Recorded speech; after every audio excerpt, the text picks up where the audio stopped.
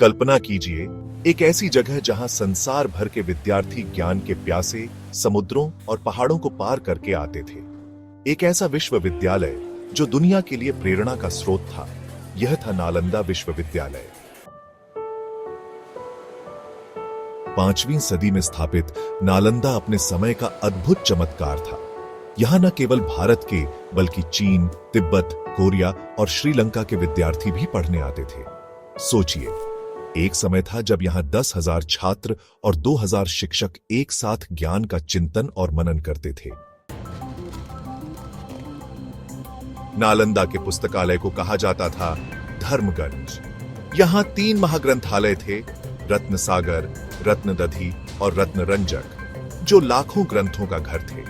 ये ग्रंथ न केवल बौद्ध धर्म, वैदिक शास्त्र और चिकित्सा से जुड़े थे, बल्कि खगोल शास्त्र, गणित और वास्तुकला जैसे विषयों पर भी अद्भुत ज्ञान देते थे।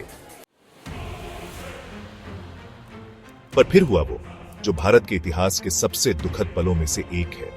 12वीं सदी में बख्तियार खिलजी ने नालंदा विश्वविद्यालय को बर्बाद कर दिया, यह कहकर कि यदि यहां इतना ज्ञान है तो यह मुझे हरा क्यों नहीं सकता।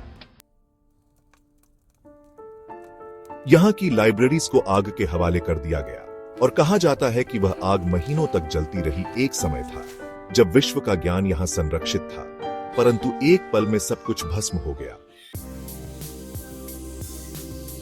सोचिए, अगर नालंदा आज भी होती तो क्या हम दुनिया के शिखर पर होते? क्या यहाँ के ज्ञान से नए विज्ञान, नए विचार और नए आविष्कार जन्म लेते?